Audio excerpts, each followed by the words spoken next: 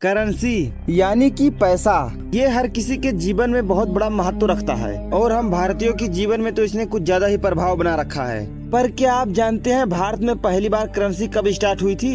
एक वक्त वो भी था जब भारत में सोने चांदी के सिक्के चलते थे। तब भारत को सोने की चिड़िया भी कहा जाता था। तो फिर क्यों और कैसे भारत में कागज के नोटों का प्रचलन शुरू हो गया? इन सब सवालों का जवाब जानने के लिए वीडियो के अंतिम तक बने रहें और चैनल को सब्सक्राइब भी कर लीजिएगा।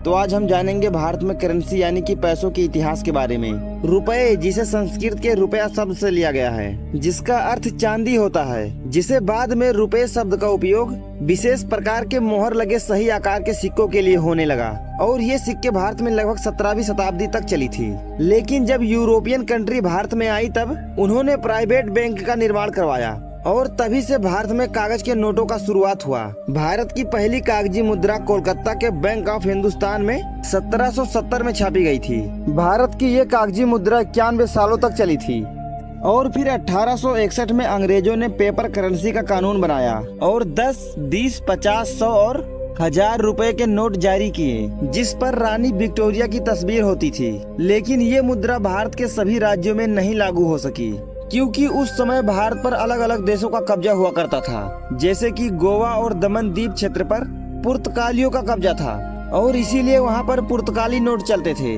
जो कुछ इस प्रकार का था, जिसमें पुर्तगाली राजा की तस्वीर भी बनी हुई है। और इन नोटों को छापने की जिम्मेवारी बैंक ऑफ अल्तेमिरानो की थी। भारत के साउथ के बहुत सारे हिस्सों पर फ्रांस का कब्जा था, जैसे कि केरल, तमिलनाडु, पौंडीचेरी के कुछ भाग और पश्चिम बंगाल का यमन। इन सभी जगहों पर करेंसी जारी करने की जिम्मेवारी फ्रांस की बैंक ऑफ इंडोचीन को दी गई थी, जिसमें कुछ इस प्रकार के नोट छपते थे। इस 50 रुपए के नोट पर मोरिस जुबले की तस्वीर है, जिन्होंने भारत में फ्रांसीसी शासन का स्थापना किया था। 1917-18 में हैदराबाद के निजाम को खुद की करेंसी जारी करने का अधिकार दे दिया गया था, क्योंकि उस वक्त हैदराबाद अपने आप को हिंदुस्तान से अलग मानता था। प्रथम विश्व युद्ध में धातु के कमी के वजह से मोराबी और धरानधारा के रियासतों ने कागज के करेंसी नोट जारी किए और इस करेंसी को हरवाला कहा जाता था। और इसी प्रकार दूसरे विश्व युद्ध के दौरान भी धातु के कमी के वजह से कुछ रियासतों ने, जैसे कि गुजरात, राजस्थान, सिंध, बलूचिस्तान और मध्य प्रांतों में सिक्कों के स्थान पर कागज के नोट जारी किए। भारत में आरबीआई की स्थापना 1 अप्रैल 1935 में हुई, जिसके बाद आरबीआई को नोट जारी करने का अधिकार दे दिया गया।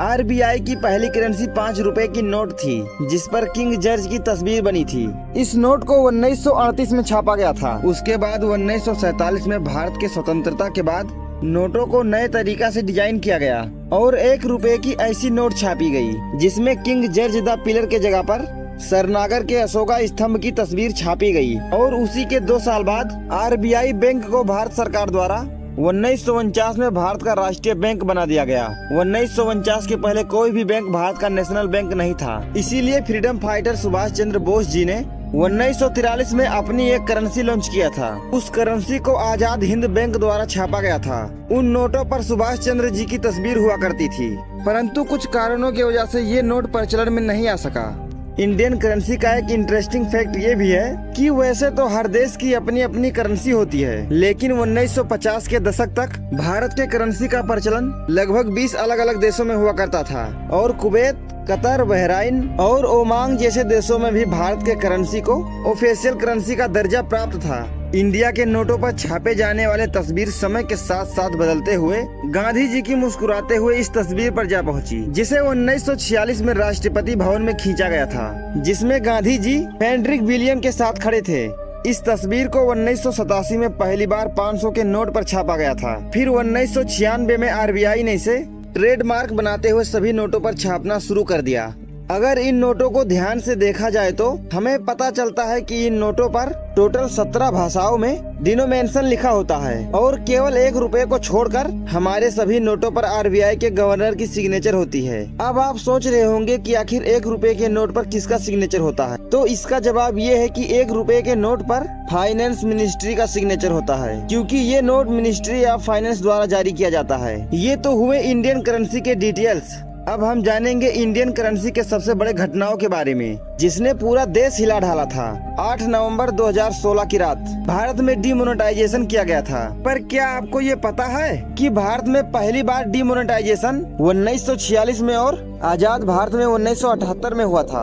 इन दोनों डीमोनेटाइजेशन का उद्देश्य 10,000 के नोट को बंद करके भ्रष्टाचार पर लगाम लगाना था। इस प्रकार भारत के नोटों में कई बार चेंजेस किए गए हैं। उसके साथ साथ नोटों पर की तस्वीरें भी बदली गई, कभी किसी इन्वेंटर को डेडिकेट करते हुए तो कभी किसी इन्वेंटर को एक्सपोज करते हुए। ये सफर मुद्रा के शुरुआत से ही शुरू हुआ था और आगे भी चलता रहेगा।